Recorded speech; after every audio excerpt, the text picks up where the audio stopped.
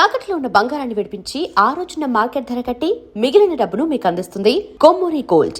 Sir, కేడీ మూవీలో మీరు నాగార్జున గారు అందులో మీరు ఫుల్ లెంత్ రోల్ అనేది చేశారు, కానీ దానికి వన్ ఆఫ్ ద ఏడీగా సందీప్ రెడ్డి వంగ గారు కూడా చేశారు. లవ్లీ మెమరీ అది. ఏంటో సార్ ఆ మెమరీ ఎలా ఉంది, అసోసియేషన్ ఎలా ఉంది? బ్రిలియంట్ మెమరీ, అంటే వండర్ఫుల్ మెమరీస్. అవి చెప్పకూడదు నేను, ఎందుకంటే ఇప్పుడు అతను ఎక్కడో ఉన్నాడు. నాకు నేను చెప్పేవి ఎంత ఘోరంగా ఉంటాయంటే, ఓ ఎంత బాగుంటుందా వీళ్ళిద్దరి మధ్య అన్నది ఉంటుంది పాజిటివ్గా తీసుకుంటే. బట్ అదేంటంటే అదేదో ఇప్పుడు నేను గొప్పగా చెప్పుకుంటున్నట్టు అలా ఉంటుంది. కానీ లేదు సార్, జస్ట్ అంటే అంటే ఆడియన్స్ నుంచి వచ్చినోడు బాగా డౌన్ టు ఎర్త్, పైగా మనిషి ఎప్పుడు సినిమా తప్ప ఇంకోటి తెలియదు.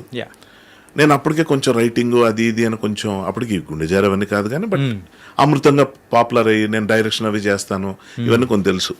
పైకి మాట్లాడే మాటలు గ్రూప్లో కూర్చుంటే ఏదో ఒకటి మొదలు పెట్టేవాడు, ఇంకా అవ్వదు, అది అలాగే వెళ్తూ ఉంటుంది.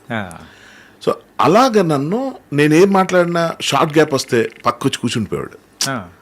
సార్ ఇలాగ అంటే కుర్చీ చేసుకుని కూర్చోంత టైం ఉండదు, అలా కూర్చుని నేను అలా కాదంటే కాదు సార్ చిన్న డౌట్, ఇదైతే మీరు ఎలా అనుకుంటారు, ఇదైతే మీరు ఏం చేస్తారు అన్న క్వశ్చన్స్ ఏదైతే అడుగుతున్నాడో డెఫినెట్గా చాలా మంచి విషయం ఉన్న మనిషి అన్నారు. అంటే ఇంకా ముఖ్యమైన విషయం, మట్టిలో మాణిక్యం ఒకడు ఉన్నాడు, తన పేరు కేకే కిరణ్. ఓకే, ఎవరు? కేడీ డైరెక్టర్. ఆ సినిమా ఫెయిల్ అవటం వల్ల ఈ రోజుకి స్ట్రగుల్ అవుతున్నాడు అన్నమాట పక్కన పెడితే, సినిమా ఇండస్ట్రీలో ఇలాంటి విచిత్రాలు విపరీతాలు చాలా ఉంటాయి. పార్ట్ ఆఫ్ గేమ్ కింద తీసుకుంటాం తెలిసిన వాళ్ళకి. కానీ తన తాలూకు టేస్ట్ కానీ తన తాలూకు చాయిస్ కానీ చూస్తే డైరెక్షన్ డిపార్ట్మెంట్ దగ్గర నుంచి శ్రీకాంత్ అని చెప్పి కాస్ట్యూమ్ డిపార్ట్మెంట్లో ఉన్నవాళ్ళు, కేకే టీం ఉండేది వండర్ఫుల్ టీం అనమాట. అంటే అతన్ని సెలెక్ట్ చేసుకున్న మనుషుల్లో ఏదో ఉంటుంది, ఏదో యూనిక్ థింగ్ అనేది ఉంటుంది, ఒక డెఫినెట్ గా ఒక పెక్యులర్ ఆస్పెక్ట్ ఒకటి ఉంటుంది, ఒక పెక్యులర్ క్రాఫ్ట్ టాలెంట్ ఏదో ఉంటుంది. Of all the people Sandeep నాకు బాగా కనెక్ట్ అయ్యాడు అప్పట్లోనే. చూసి అరే బాగుంది అని నాకు ఆ ప్రివిలేజ్. శేఖర్ కమల గారి దగ్గర నాగార్జున పరిచయం కానీ వీళ్ళందరూ ఎలాగంటే అప్పుడప్పుడే స్టార్ట్ అవుతున్నాయి కెరియర్స్. నేను వాళ్ళకన్నా కొంచెం సీనియర్ని. సో ఆబ్వియస్గా మనకి ఇవ్వాల్సిన వాల్యూ మన మాట తీరు కానీ ఇంకోటి కానీ నా దగ్గరకు అది బాగుండేది. అవన్నీ అంటే చెప్పడం నాకే మొహమాటంగా ఉంటుంది, ఎందుకంటే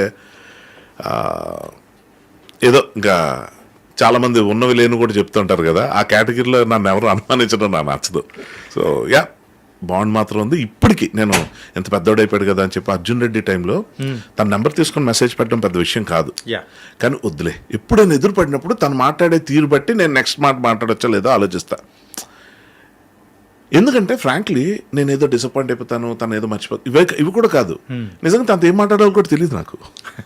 ఏం చెప్తాం, యానిమల్ బాగుంది, భలే నచ్చింది అని 2 సార్లు చూసాను, ఇవే మాట్లాడాలి. థ్యాంక్ యూ ఏం చేస్తున్నాను, నన్ను ఏదో అడిగితే 2 మాటలు, సార్ కలుద్దాం, తప్పకుండా కలవం.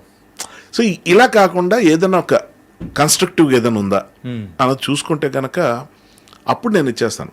కానీ నేనేం చేశాను, ఫేస్బుక్లో తను ఉన్నాడు, తను ఏదైనా పోస్ట్ పెడితే 20 లైక్లు 30 లైక్లు వస్తుంటాయి. చెప్తున్నా మాట వరుసకి 100 కూడా నేను చూసిన దాఖలాలు లేవు. సచ్ ఎ బిగ్ డైరెక్టర్కి మంచి పోస్టులు పెడతాడు, మంచి సాంగ్ విజువల్ లేదు.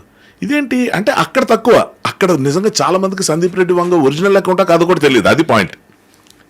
నాకు డౌట్ వచ్చింది, సరేలే అని చెప్పి మెసెంజర్లో పెట్టా, బాగా గుర్తొస్తుంటావు నువ్వు, నేను నీ సక్సెస్ చూస్తున్నాను, బాగుంది, ఎప్పుడైనా ఎదురు పడితే తప్ప నేను ఇక్కడ ఏం మాట్లాడదలుచుకోలేదు అని చెప్పగానే వెంటనే sir let's catch up sir అని పెట్టి రిప్లై ఇచ్చింది. తన లాంగ్వేజ్ తన స్టైల్ నాకు తెలుసు కాబట్టి తర్వాత కనుక్కుంటే తెలిసింది తన అకౌంట్ అది.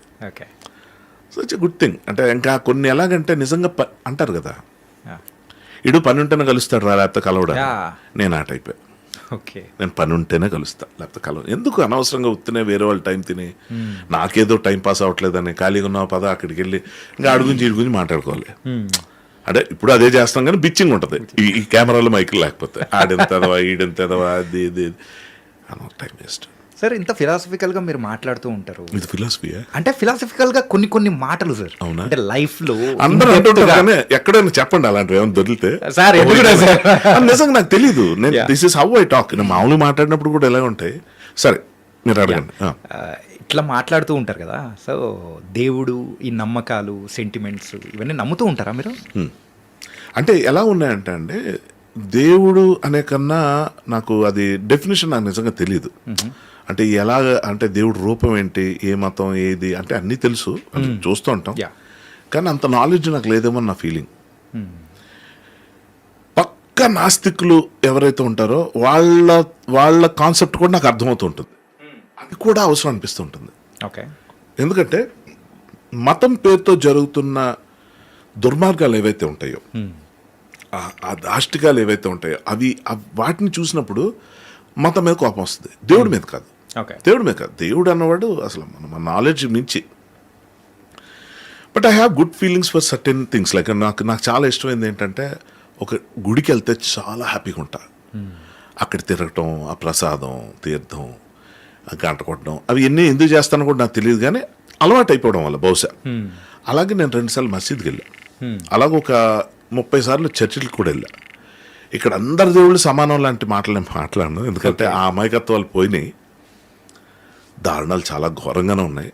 అది మొదలు పెడితే ఇంకా ఆగదు. కాబట్టి నేనేంటంటే, విపరీతమైన నాస్తిక ధోరణి ఉన్నవాళ్ళు మా గంగరాజు గారు, బాగా పాపులర్ బాబు గోగినేని గారు, వీళ్ళని విపరీతం ఫాలో అవుతాను నేను.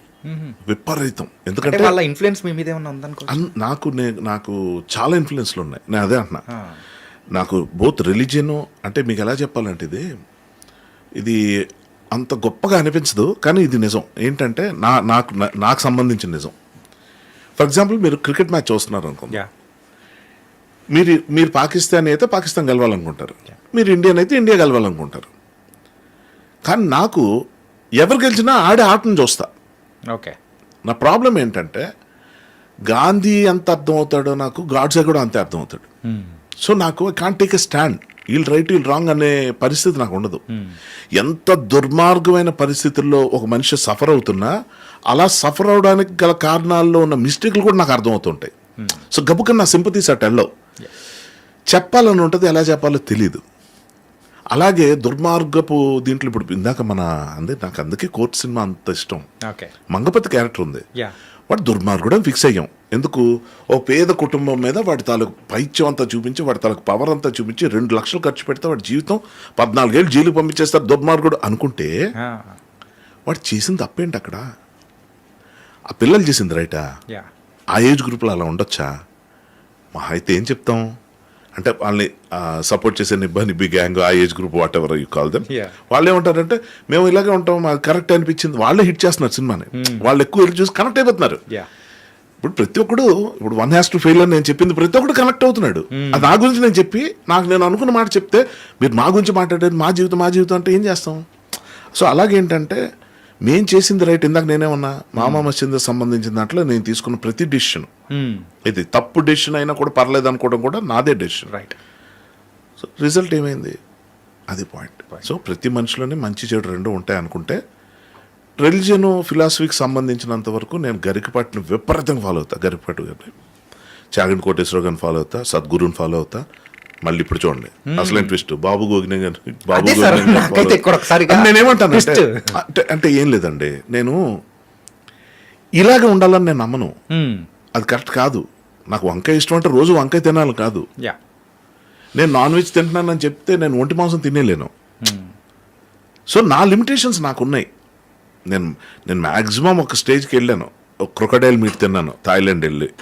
కొంచెం ఇబ్బంది పడ్డా, సరే చూద్దాం, ఇది తింటే వీళ్ళు చచ్చిపోవట్లేదు కదా, నేను చచ్చిపోవాలి అని చెప్పి తిని, జస్ట్ ఒక అడ్వెంచరస్ మైండ్ సెట్ అది. కానీ అడ్వెంచర్ అక్కడితోనే స్టాప్. ఇట్లా వెళ్ళినప్పుడు నాకు గుర్ర మాంసం ఆఫర్ చేశారు, అలా ఇది కూడా చేసేద్దామని చెప్పి దగ్గరికి వెళ్ళి నాకు వల్ల కాలా. సో చెప్పేది ఏంటంటే, మన ఒంటికి ఏది పడుతుందో ఇప్పుడు చెప్పేవాళ్ళు. ఇప్పుడు ఈ సృష్టిలో ఒక దేవుడు సృష్టించాడు ఈ సృష్టి అన్నది వినడానికి నేను బాగా ఎంజాయ్ చేస్తున్న రోజుల్లో, సైన్స్ అనే టాపిక్ వచ్చినప్పుడు బాబు గోగినేని గారి పేరు ఎందుకు చెప్తున్నానంటే, మా స్కూల్ టీచర్స్ కొన్నేళ్లుగా చెప్తుందంతా ఆయన వీడియోలో గంటలో చెప్పాడు బిగ్ బ్యాంగ్ థియరీ. ఓకే. నాకు ఎంతకు మించి గురువు ఎవరు ఉన్నారు అనుకున్న తర్వాత, ఫర్ సమ్ రీజన్స్ ఆయన ఎందుకు ఆయన నన్ను ఇష్టపడతారు. ఆయన ఫర్ సమ్ రీజన్స్ నాకు ఎందుకు తెలియదు, ఆయన కనెక్ట్ అయ్యి నాతో మాట్లాడుతూ, హర్ష ఎలా ఉన్నావు ఏంటంటే, I feel so happy. Morning వాక్స్కి వెళ్ళినప్పుడు పాడ్కాస్ట్లు ఉంటాయి. ఒకరోజు బాబు గోగినేని గారు, మరుసటి రోజు గరిపాటి గారు ఉంటారు. సో నా ప్రాబ్లమే లేదు విత్ బోత్ ఆఫ్ దెమ్. నేను డిఫర్ అయ్యే ఒపీనియన్స్ ఇద్దరు విషయంలో ఉండొచ్చు. నేను గుడికి వెళ్తాను, నాస్తికుడిలాగా మాట్లాడతాను. సో నా ప్రాబ్లం ఏంటంటే, ప్రాబ్లం అని ఎందుకు చెప్తున్నానంటే అన్నీ అర్థమైపోతుంటాయి నాకు. ఇండియన్ పాలిటిక్స్ అర్థం అవుద్ది, పాకిస్తాన్ పాలిటిక్స్ కూడా అర్థం అవుద్ది, అమెరికన్ పాలిటిక్స్ అర్థం అవుద్ది. పాలిటిక్స్ అంటే ఏంటి, నెగిటివ్ కాదు, ప్లస్ మైనస్. సో నాకు అర్థమైనప్పుడు వీళ్ళు ఇది రైట్ వీళ్ళు రాంగ్ అని నేను అనలేను. ప్రతి దానికి వెనక్కి వెళ్తే కొంచెం టాప్ యాంగిల్కి వెళ్ళి చూస్తే అన్నీ కనిపిస్తూ ఉంటాయి. But I don't want get in to unnecessary debates, arguments. ఇలా అన్నమాట నీకేం తెలుసు, నీకు ఇది తెలుసా, ఆ ధర్మం తెలుసా, ఈ న్యాయం తెలుసా, ఇలా తెలుసా, అలా తెలుసా, తెలియదురా బాబు అనేస్తే గొడవ తెలిపింది. నేను హ్యాపీగా ఉండడానికి డిసైడ్ అయిపోయాను బాస్. అంటే సింపుల్గా మీరైతే కట్టే కొట్టే తెచ్చి పెట్టే ఆ టైప్లో ఉంటారు. అంటే లాగడానికి లాగ్ చేయడానికి మాత్రం అంటే నా పాయింట్, ఇప్పుడు నా ఒపీనియన్, నా గురించి నన్ను ఏమైనా చెప్పమంటే చెప్తాను తప్ప నా ఒపీనియన్స్ పెద్దగా చెప్పను. అంటే ఇంకొకళ్ళ గురించి ఇది రైట్ రాంగ్ అని చెప్పేది నాకు లేదు. వీలైతే మంచి మాట్లాడడానికి చూస్తా. ఇప్పుడు రామ్ జగదీష్లో గొప్ప విషయం ఉంది, కోర్ట్ సినిమా తీయటం అని అందరూ అనుకుంటున్నారు. కాదు, అతను మ్యానిపులేట్ చేయగలడు, అతను మేనేజ్ చేయగలడు, అతను ఆర్గనైజ్ చేయగలడు. ఆయన క్రైసిస్ మేనేజ్మెంట్ అంటే ఏంటో తెలుసు. ఇవి నేను మామా మహేంద్ర దగ్గర దెబ్బతిన్నా, నేను నాకన్నా ఎంతో చిన్నవాడైన కోర్టు డైరెక్టర్ దగ్గర నేర్చుకోవడానికి ఈరోజు ఫుల్ రెడీగా ఉన్నా.